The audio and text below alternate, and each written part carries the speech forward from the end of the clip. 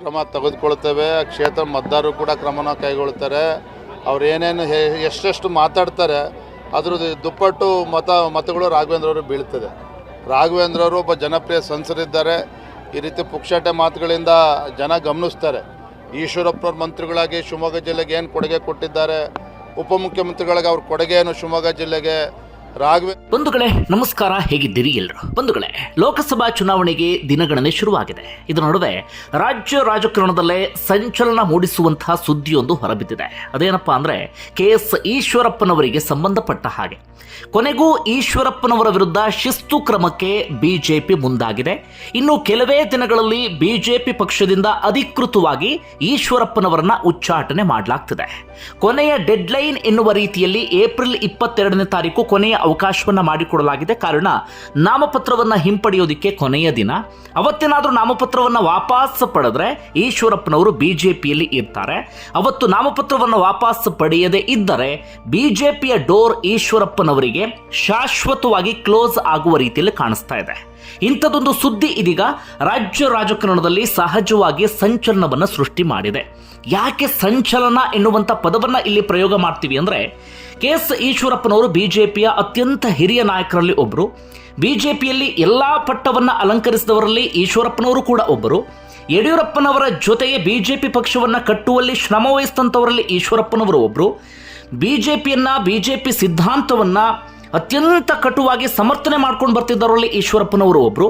ಕಳೆದ ವಿಧಾನಸಭಾ ಚುನಾವಣೆಯಲ್ಲಿ ಟಿಕೆಟ್ ಮಿಸ್ ಆದರೂ ಕೂಡ ಸೈಲೆಂಟ್ ಆಗಿ ಪಕ್ಷದ ಪರವಾಗಿ ಕೆಲಸವನ್ನ ಮಾಡಿದಂಥವರಲ್ಲಿ ಈಶ್ವರಪ್ಪನವರು ಒಬ್ಬರು.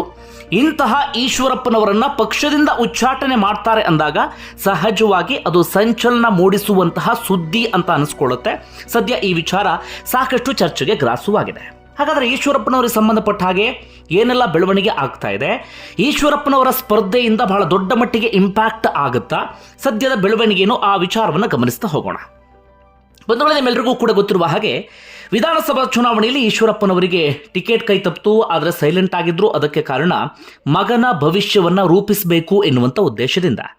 ಅದಾದ ಬಳಿಕ ಲೋಕಸಭಾ ಚುನಾವಣೆಯಲ್ಲಿ ನಿರಂತರವಾಗಿ ಹಾವೇರಿಯಿಂದ ಟಿಕೆಟ್ಗೋಸ್ಕರ ಪ್ರಯತ್ನ ಪಡ್ತಾ ಇದ್ರು ಮಗನಿಗೆ. ಆದರೆ ಕೊನೆಗೂ ಅವರಿಗೆ ಹಾವೇರಿಯಿಂದ ಟಿಕೆಟ್ ಕೈತಪ್ಪಿ ಹೋಯಿತು. ಅದಕ್ಕೆ ಕಾರಣ BS ಯಡಿಯೂರಪ್ಪ ಅನ್ನೋದರಲ್ಲಿ ಯಾವುದೇ ಅನುಮಾನವೂ ಕೂಡ ಇಲ್ಲ. ಇದೇ ಈಶ್ವರಪ್ಪನವರ ಪಿತ್ತ ನೆತ್ತಿಗೇರುವಂತೆ ಮಾಡಿತು ಅಥವಾ ವಿಪರೀತವಾದಂಥ ಸಿಟ್ಟನ್ನು ತರಿಸ್ತು.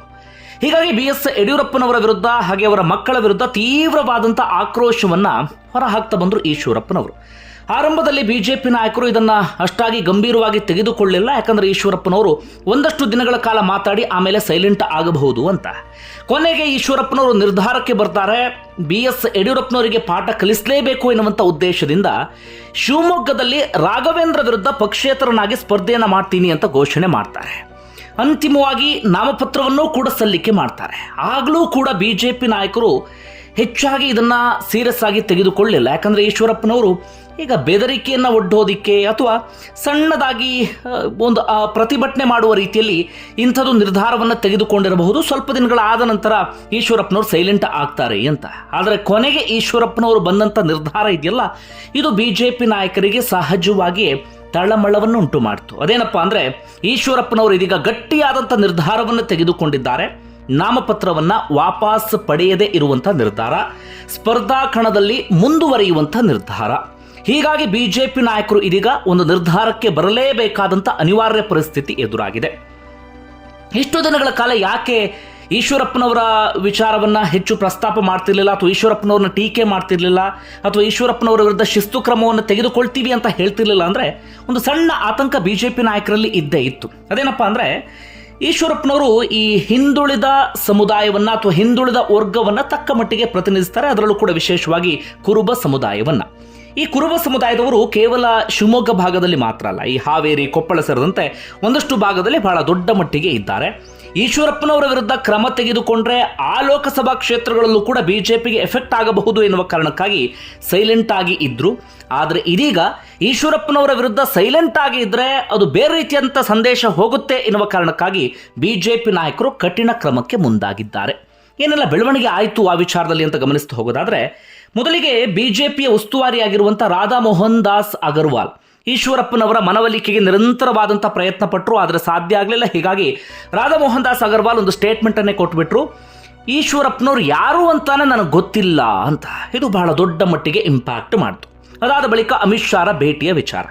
ಅಮಿತ್ ಶಾ ಈಶ್ವರಪ್ಪನವ್ರನ್ನ ಕರೆಸಿ ಮನವೊಲಿಸುವಂಥ ಪ್ರಯತ್ನ ಮಾಡೋದಕ್ಕೆ ಮುಂದಾಗಿದ್ರು. ಹೀಗಾಗಿ ಈಶ್ವರಪ್ಪನವರಿಗೆ ಆಹ್ವಾನವನ್ನು ಕೂಡ ಕೊಟ್ಟಿದ್ರು. ಆದರೆ ಈಶ್ವರಪ್ಪನವ್ರು ತಕ್ಷಣವೇ ಏನು ಮಾಡ್ತಾರೆ, ಮಾಧ್ಯಮಗಳ ಮುಂದೆ ಅದನ್ನು ಹೇಳ್ಕೊಂಡು ಬಿಡ್ತಾರೆ. ಅಷ್ಟು ಮಾತ್ರ ಅಲ್ಲ, ಅಮಿತ್ ಶಾ ಹೋಗ್ಬಿಟ್ಟು ಇನ್ನು ಯಾರೇ ಕರೆದ್ರೂ ಕೂಡ, ಬ್ರಹ್ಮ ಬಂದು ಕರೆದ್ರೂ ಕೂಡ ನಾನು ನಾಮಪತ್ರವನ್ನು ವಾಪಸ್ ತೆಗೆದುಕೊಳ್ಳೋದಿಲ್ಲ, ಸ್ಪರ್ಧೆಯಲ್ಲಿ ಇದ್ದೇ ಇರ್ತೀನಿ ಅನ್ನುವಂಥ ಮಾತನ್ನು ಹೇಳಿದರು. ಇದು ಅಮಿತ್ ಶಾರಲ್ಲಿ ಸಿಟ್ಟು ತರಿಸ್ತು. ಜೊತೆಗೆ ಈಶ್ವರಪ್ಪನವ್ರು ದೆಹಲಿಗೆ ಹೋದರೂ ಕೂಡ ಅವರ ಭೇಟಿಗೆ ಅವಕಾಶವನ್ನು ಮಾಡಿಕೊಡಲಿಲ್ಲ. ಆಗಲೇ ಅಮಿತ್ ಶಾ ಸೂಚನೆ ಕೊಟ್ಟರಂತೆ, ಇನ್ನು ಮುಂದೆ ಈಶ್ವರಪ್ಪನವರು ಸುದ್ದಿಗೆ ಹೋಗಬೇಡಿ, ಅವರ ಮನವೊಲಿಕೆ ಪ್ರಯತ್ನವನ್ನು ಕೈ ಬಿಟ್ಟುಬೇಡಿ, ಅವರ ಸುದ್ದಿಗೆ ಯಾರು ಹೋಗದೇ ಇರುವ ರೀತಿಯಲ್ಲಿ ನೋಡಿಕೊಳ್ಳಿ ಎನ್ನುವ ರೀತಿಯಲ್ಲಿ ಸೂಚನೆ ಕೊಟ್ಟರು. ಅದಾದ ಬಳಿಕ ಬಿಜೆಪಿ ನಾಯಕರು ಈಶ್ವರಪ್ಪನವರಿಗೆ ಸಂಬಂಧಪಟ್ಟ ಹಾಗೆ ಯಾವುದೇ ಹೇಳಿಕೆಯನ್ನು ಕೂಡ ಕೊಡ್ತಾ ಇರಲಿಲ್ಲ. ಆದರೆ ಅಂತಿಮ ಎನ್ನುವ ರೀತಿಯಲ್ಲಿ ಇದೀಗ ವಿಜಯೇಂದ್ರ ಒಂದು ಹೇಳಿಕೆಯನ್ನು ಕೊಟ್ಟಿದ್ದಾರೆ. ಇಷ್ಟು ದಿನಗಳ ಕಾಲ ವಿಜಯೇಂದ್ರ ಈಶ್ವರಪ್ಪನವರನ್ನ ಮನವೊಲಿಸುವಂಥ ಪ್ರಯತ್ನವನ್ನು ಮಾಡ್ತಾ ಇದ್ರು, ಅಥವಾ ಹೇಳಿಕೆಯನ್ನು ಕೊಡುವ ಸಂದರ್ಭದಲ್ಲೂ ಕೂಡ ತುಂಬ ಸಾಫ್ಟ್ ಆಗಿ ಇರ್ತಾ ಇದ್ರು. ಜೊತೆಗೆ ಯಡಿಯೂರಪ್ಪನವ್ರ ಜೊತೆಗೆ ಪಕ್ಷವನ್ನು ಕಟ್ಟೋದಕ್ಕೆ ಶ್ರಮ ಹಾಕಿದ್ದೀರಿ, ವಾಪಸ್ ಬನ್ನಿ ಅನ್ನುವ ರೀತಿಯಲ್ಲಿ ಹೇಳ್ತಾ ಇದ್ರು. ಆದರೆ ವಿಜಯೇಂದ್ರ ಇದೀಗ ಖಡಕ್ ಆದಂಥ ಹೇಳಿಕೆಯನ್ನು ಕೊಟ್ಟಿದ್ದಾರೆ. ಅವರು ಮಂತ್ರಿಯಾಗಿದ್ದಾಗ, DCM ಆಗಿದ್ದಾಗ ಶಿವಮೊಗ್ಗಕ್ಕೆ ಅವರ ಸಾಧನೆ ಏನು, ಪುಕ್ಸಟ್ಟೆ ಹೀಗೆಲ್ಲ ಮಾತಾಡ್ಕೊಂಡು ಹೋಗಬಾರ್ದು, ಜನ ತಕ್ಕ ಪಾಠ ಕಲಿಸ್ತಾರೆ, ನಾವು ಕೂಡ ಶಿಸ್ತು ಕ್ರಮವನ್ನು ತೆಗೆದುಕೊಳ್ತೀವಿ ಅಂತ ವಿಜಯೇಂದ್ರ ಇದೀಗ ಬಹಿರಂಗವಾದಂಥ ಹೇಳಿಕೆಯನ್ನು ಕೊಟ್ಟಿದ್ದಾರೆ. ಅಲ್ಲಿಗೆ ಈಶ್ವರಪ್ಪನವರಿಗೆ ಬಿಜೆಪಿಯ ಡೋರ್ ಕ್ಲೋಸ್ ಆದ ಹಾಗೆ ಕಾಣಿಸ್ತಾ ಇದೆ. ಹಾಗಾದರೆ ಈಶ್ವರಪ್ಪನವರು ಈ ನಿರ್ಧಾರಕ್ಕೆ ಯಾಕೆ ಬಂದರು, ಈಶ್ವರಪ್ಪನವ್ರ ಮುಂದಿನ ಭವಿಷ್ಯ ಏನು, ಇಂಥದ್ದೊಂದು ಚರ್ಚೆಯೂ ಕೂಡ ನಡೀತಾ ಇದೆ. ಯಾಕಂದರೆ ನಾಮಪತ್ರವನ್ನು ವಾಪಸ್ ಪಡೆದಿಲ್ಲ ಅಂದರೆ ಸಹಜವಾಗಿ ಪಕ್ಷದಿಂದ ಉಚ್ಚಾಟನೆಗೊಳ್ತಾರೆ. ಅದಾದ ಬಳಿಕ ಈಶ್ವರಪ್ಪನವರು ಬಹಳ ದೊಡ್ಡ ಮಟ್ಟಿಗೆ ಮತವನ್ನೇನಾದರೂ ಗಳಿಸಿದ್ರೆ ಅವರಿಗೆ ಬಿಜೆಪಿ ಡೋರ್ ಮತ್ತೊಮ್ಮೆ ಓಪನ್ ಆಗಬಹುದು. ಜಗದೀಶ್ ಶೆಟ್ಟರ್ಗೆ ಆದ ರೀತಿಯಲ್ಲಿ ಅಪ್ಪಿತಪ್ಪಿ ಮತಗಳಿಕೆಯಲ್ಲಿ ತೀರಾ ಹಿಂದೆ ಬಿದ್ದು ಬಿಟ್ರೆ, ಯಾವುದೇ ರೀತಿಯಲ್ಲೂ ಕೂಡ ಇಂಪ್ಯಾಕ್ಟ್ ಆಗದೇ ಇದ್ರೆ ಈಶ್ವರಪ್ಪ ಹಾಗೆ ಅವರ ಮಗ ಕಾಂತೇಶ್ ಇಬ್ಬರಿಗೂ ಕೂಡ ಡೋರ್ ಕ್ಲೋಸ್ ಆಗಿ ಬಿಡುತ್ತೆ. ಹಾಗೆ ಈಶ್ವರಪ್ಪನವ್ರು ಮುಂದೆ ಏನು ಮಾಡ್ತಾರೆ, ಇಂಥದ್ದೊಂದು ಚರ್ಚೆ ಸಹಜವಾಗಿ ಶಿವಮೊಗ್ಗ ಭಾಗದಲ್ಲಿ ನಡೀತಾ ಇದೆ. ಇನ್ನು ಈಶ್ವರಪ್ಪನವ್ರ ಸ್ಪರ್ಧೆಯಿಂದ ಬಹಳ ದೊಡ್ಡ ಮಟ್ಟಿಗೆ ಇಂಪ್ಯಾಕ್ಟ್ ಆಗುತ್ತಾ ಅಂತ ಗಮನಿಸ್ತಾ ಹೋಗೋದಾದ್ರೆ ಅಂತಹ ಸಾಧ್ಯತೆಗಳು ತೀರಾ ಕಡಿಮೆ ಎನ್ನುವಂಥ ಮಾತು ಕೇಳಿ ಬರ್ತಾ ಇದೆ. ಈಶ್ವರಪ್ಪನವರು ವರ್ಚಸ್ವಿ ನಾಯಕನಾದರೂ ಕೂಡ ಬಹಳ ದೊಡ್ಡ ಮಟ್ಟಿಗೆ ಮತ ಸೆಳೆಯುವ ಸ್ಥಿತಿಯಲ್ಲಿ ಇಲ್ಲ. ಅದಕ್ಕೆ ಪ್ರಮುಖ ಕಾರಣ ಅಂದರೆ ಶಿವಮೊಗ್ಗದಲ್ಲಿ ರಾಘವೇಂದ್ರ ವಿರುದ್ಧ ಅಂತಹ ಅಸಮಾಧಾನ ಅಥವಾ ರಾಘವೇಂದ್ರ ವಿರುದ್ಧ ಜನರಿಗೆ ಸಿಟ್ಟು ಅಂಥದ್ದೇನೂ ಕೂಡ ಇಲ್ಲ. ರಾಘವೇಂದ್ರ ಕೆಲಸ ಮಾಡಿದ್ದಾರೆ ಎನ್ನುವಂಥ ಮನಸ್ಥಿತಿ ಇದೆ. ಪಾಯಿಂಟ್ ನಂಬರ್ 2, ಬಿಜೆಪಿಗೆ ಬಹಳ ದೊಡ್ಡ ಮಟ್ಟಿಗೆ ಶಿವಮೊಗ್ಗದಲ್ಲಿ ಒಂದು ವೋಟ್ ಬ್ಯಾಂಕ್ ಇದೆ. ಆ ಕಟ್ಟಾ ಬಿಜೆಪಿಯ ಮತದಾರರು ಯಾವುದೇ ಕಾರಣಕ್ಕೂ ಈಶ್ವರಪ್ಪನವರ ಜೊತೆಗೆ ಹೋಗೋದಿಲ್ಲ. ಪಾಯಿಂಟ್ ನಂಬರ್ 3, ಈಶ್ವರಪ್ಪನವರಿಗೆ ಏನಾದರೂ ಮತ ಚಲಾಯಿಸಿದ್ರೆ ಅದು ಬಿಜೆಪಿಗೆ ಹೊಡೆತ ಬೀಳುತ್ತೆ ಎನ್ನುವಂಥ ಮನಸ್ಥಿತಿಯಲ್ಲಿ ಒಂದಷ್ಟು ಜನ ಇದ್ದಾರೆ. ಅಂಥವರು ಕೂಡ ಈಶ್ವರಪ್ಪನವರ ಜೊತೆಗೆ ಯಾವುದೇ ಕಾರಣಕ್ಕೂ ಹೋಗೋದಿಲ್ಲ. ಪಾಯಿಂಟ್ ನಂಬರ್ 4, ಈಶ್ವರಪ್ಪನವರಿಗೆ ಬಹಳ ದೊಡ್ಡ ಮಟ್ಟಿಗೆ ಅನ್ಯಾಯ ಆಗಿದೆ, ಬಿಜೆಪಿಯಿಂದ ಅವರಿಗೆ ಮೋಸ ಆಗಿದೆ ಎನ್ನುವಂಥ ಮನಸ್ಥಿತಿ ಜನರಿಗೆ ಬಂದಿಲ್ಲ. ಅಥವಾ ಆ ರೀತಿಯಾಗಿ ಎಷ್ಟೇ ಈಶ್ವರಪ್ಪನವರು ಪ್ರಚಾರ ಮಾಡಿದರೂ ಕೂಡ ಅದು ಜನರ ತಲೆಗೆ ಹೋಗ್ತಾ ಇಲ್ಲ. ಕಾರಣ ಏನಪ್ಪ ಅಂದರೆ ಈಶ್ವರಪ್ಪನವರು ಬಿಜೆಪಿಯಿಂದ ಎಲ್ಲವನ್ನೂ ಕೂಡ ಪಡ್ಕೊಂಡಿದ್ದಾರೆ. ಕೊನೆಯದಾಗಿ ಮುಖ್ಯಮಂತ್ರಿ ಆಗೋದೊಂದು ಬಾಕಿ ಇತ್ತು, ಅದರ ಆಚೆಗೆ ಎಲ್ಲ ರೀತಿಯಾದಂಥ ಹುದ್ದೆಯನ್ನು ಕೂಡ ಅಲಂಕರಿಸಿದ್ದಾರೆ. ಹೀಗಾಗಿ ಈಶ್ವರಪ್ಪನವರಿಗೆ ಮೋಸ ಆಗಿದೆ, ಅನ್ಯಾಯ ಆಗಿದೆ ಎನ್ನುವಂಥ ಆ ಭಾವನೆ ಜನರಿಗೆ ಬರ್ತಾ ಇಲ್ಲ. ಇದು ಕೂಡ ಈಶ್ವರಪ್ಪನವರಿಗೆ ಬಹಳ ದೊಡ್ಡ ಮಟ್ಟಿಗೆ ಮೈನಸ್ ಆಗುತ್ತೆ. ಇನ್ನು ಈಶ್ವರಪ್ಪನವರು ಒಂದೇ ಒಂದು ನಿರೀಕ್ಷೆಯಲ್ಲಿರೋದು ಹಿಂದುಳಿದ ವರ್ಗದ ಮತ ಏನಾದರೂ ನನ್ನ ಪರವಾಗಿ ಬರಬಹುದಾ ಅಂಥೇಳಿ. ಹೀಗಾಗಿ ಹಿಂದುಳಿದ ವರ್ಗದ ಮತಗಳು ಈಶ್ವರಪ್ಪನವರಿಗೆ ಹೋದರೂ ಕೂಡ ಅದು ರಾಘವೇಂದ್ರ ಅವರಿಗೆ ಎಫೆಕ್ಟ್ ಆಗುತ್ತಾ ಅಥವಾ ಕಾಂಗ್ರೆಸ್ನ ಗೀತಾ ಶಿವರಾಜ್ ಕುಮಾರ್ ಅವರಿಗೆ ಎಫೆಕ್ಟ್ ಆಗುತ್ತಾ, ಇಂಥದ್ದೊಂದು ಚರ್ಚೆಯೂ ಕೂಡ ನಡೀತಾ ಇದೆ. ಅದು ನೇರಾನೇರವಾಗಿ ಬಿಜೆಪಿಗೆ ಪರಿಣಾಮ ಬೀರುತ್ತೆ ಅಂತ ಹೇಳೋದಕ್ಕೆ ಸಾಧ್ಯ ಆಗೋದಿಲ್ಲ. ಹಿಂದುಳಿದ ವರ್ಗದ ಮತಗಳು ಈಶ್ವರಪ್ಪನವರಿಗೆ ಬಿತ್ತು ಅಂತಾದರೆ ಅದು ಕಾಂಗ್ರೆಸ್ಗೂ ಕೂಡ ಪೆಟ್ಟು ಬೀಳಬಹುದು. ಹೀಗಾಗಿ ಈಶ್ವರಪ್ಪನವರ ಸ್ಪರ್ಧೆ ರಾಘವೇಂದ್ರ ಅವರಿಗೆ ಬಹಳ ದೊಡ್ಡ ಮಟ್ಟಿಗೆ ಡ್ಯಾಮೇಜ್ ಎನ್ನುವಂಥ ಸ್ಥಿತಿಯಲ್ಲೂ ಕೂಡ ಇಲ್ಲ.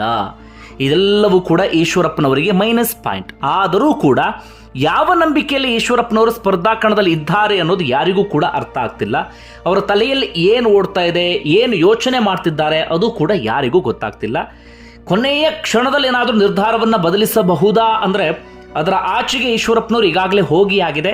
ಯಾವುದೇ ಕಾರಣಕ್ಕೂ ನಾಮಪತ್ರವನ್ನು ವಾಪಸ್ ಪಡೆಯೋದಿಲ್ಲ ಎನ್ನುವಂಥ ಮಾತು ಅವರ ಆಪ್ತ ಮೂಲಗಳಿಂದ ಬರ್ತಾ ಇದೆ. ಕಾರಣ ಈಗೇನಾದರೂ ನಾಮಪತ್ರವನ್ನು ವಾಪಸ್ ಪಡೆದರೆ ಈಶ್ವರಪ್ಪನವರು ಇನ್ನಷ್ಟು ಜನರ ಕಣ್ಣಲ್ಲಿ ಸಣ್ಣವರಾಗುವ ರೀತಿಯಲ್ಲಿ ಅನಿಸುತ್ತೆ ಅಂತ. ಯಾಕಂದರೆ ಬ್ರಹ್ಮ ಬಂದರೂ ವಾಪಸ್ ಪಡೆಯಲ್ಲ, ಹಾಗೆ ಹೀಗೆ ಎನ್ನುವಂಥ ಸ್ಟೇಟ್ಮೆಂಟನ್ನು ಕೊಟ್ಟು ಕೊನೆಯ ಕ್ಷಣದಲ್ಲಿ ನಾಮಪತ್ರವನ್ನು ವಾಪಸ್ ಪಡೆದರೆ ಜನ ಬೇರೆ ರೀತಿಯಲ್ಲಿ ಅದನ್ನು ಸ್ವೀಕರಿಸುವಂಥ ಸಾಧ್ಯತೆಯೂ ಕೂಡ ಇರುತ್ತೆ ಎನ್ನುವಂಥ ಒಂದಷ್ಟು ಚರ್ಚೆಯೂ ಕೂಡ ನಡೀತಾ ಇದೆ. ಇದು ಈಶ್ವರಪ್ಪನವರಿಗೆ ಸಂಬಂಧಪಟ್ಟಂಥ ಸದ್ಯದ ಒಂದಷ್ಟು ಬೆಳವಣಿಗೆ. ಸದ್ಯದಲ್ಲೇ ಕೇಸ್ ಈಶ್ವರಪ್ಪನವರು ಉಚ್ಚಾಟನೆಗೊಳ್ಳುವ ರೀತಿಯಲ್ಲೂ ಕೂಡ ಕಾಣಿಸ್ತಾ ಇದ್ದಾರೆ. ಈಶ್ವರಪ್ಪನವರು ಕೂಡ ಹೇಳ್ತಿದ್ದಾರೆ, ನಾನು ಉಚ್ಚಾಟನೆ ಮಾಡಿ ಇನ್ನೂ ಕೂಡ ಬಹಿರಂಗವಾಗಿ ಆರಾಮಾಗಿ BJP ವಿರುದ್ಧ ಮಾತಾಡಬಹುದು ಅಂತ ಹೇಳಿ.